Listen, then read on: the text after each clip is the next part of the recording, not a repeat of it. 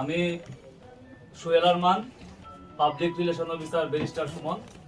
আজকে আমাদের যে সংবাদ সম্মেলন, এই সংবাদ সম্মেলনে এসএসসি ব্যাচ 95 এর আয়োজনে আজকের এই সংবাদ সম্মেলনে আমি আমাদের কথা উপস্থাপন করছি। আমরা আজ অত্যন্ত দুঃখ ভারাক্রান্ত মন নিয়ে আপনাদের সামনে হাজির হয়েছি। আপনারা সকলে আমাদের তরফ হতে শ্রেণীমতো সালাম, আদাব, শুভেচ্ছা গ্রহণ করিবেন। এত কষ্ট করে আপনারা এখানে হাজির হয়েছেন, সেজন্য আপনাদের কাছে আমরা কৃতজ্ঞ। আপনারা জানেন, অবগত আছেন, গত 27/6/2024 তারিখে আমাদের এমপি মহোদয়কে প্রাণনাশের হুমকি দেওয়ার পর তিনি শেরেবাংলা থানায় একটি জিডি করেছিলেন, যার নম্বর 2056, তারিখ 29/6/2024 ইংরেজি। সেই প্রেক্ষিতে আমরা আমাদের মাধ্যমে মানবতার মা, মাননীয় প্রধানমন্ত্রী জননেত্রী শেখ হাসিনার নিকট ব্যারিস্টার সৈয়দ সাইদুল হক সুমন সাহেবের নিরাপত্তার জন্য সবিনয় নিবেদন করতেছি। আপনাদেরকে আরো বলতে চাই যে আমাদের এমপি মহোদয় এমপি হবার আগেই এলাকার তথা দেশের আপামর জনসাধারণের জন্য কাজ করেছেন এবং এই বিষয়ে আপনারা অবগত আছেন।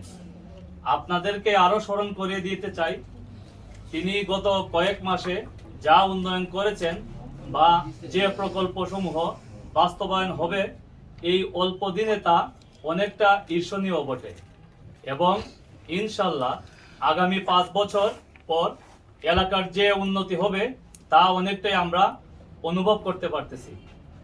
আমাদের অনেক সৌভাগ্য যে আমরা এমন একজন এমপি পেয়েছি যিনি কথা বলেন দুর্নীতির বিরুদ্ধে, অন্যায়ের বিরুদ্ধে। তাই তার শত্রু হবে অবশ্যই দুর্নীতিবাজরা এবং অন্যায়কারীরা। আপনাদেরকে আরো বলতে চাই যে আমাদের এমপি মহোদয়ের পরিবার প্রত্যেকটা লোক উচ্চ শিক্ষিত এবং স্ব ক্ষেত্রে প্রতিষ্ঠিত। আজ তিনি পরিবার পরিজনদের সময় না দিয়ে আমাদের তথা দেশের মানুষের কথা ভাবা বা তাদের জন্য কাজ করা কি তার অন্যায়?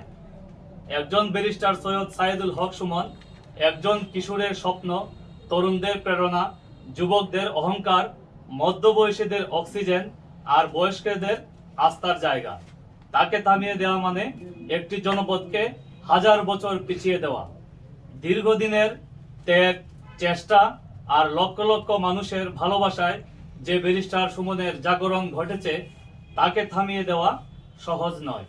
তাকে হত্যার পরিকল্পনার এই অপপ্রচেষ্টার তীব্র নিন্দা জানাই। পরিশেষে আবারও আমরা আপনাদের সকলের সুস্বাস্থ্য ও দীর্ঘায়ু কামনা করে এবং আমাদের এমপি মহোদয়ের নিরাপত্তা প্রদানে প্রয়োজনীয় ব্যবস্থা গ্রহণ করার জন্য মাননীয় প্রধানমন্ত্রী জননেত্রী শেখ হাসিনার সুদৃষ্টি আকর্ষণ করছি। আপনাদের সকলকে ধন্যবাদ।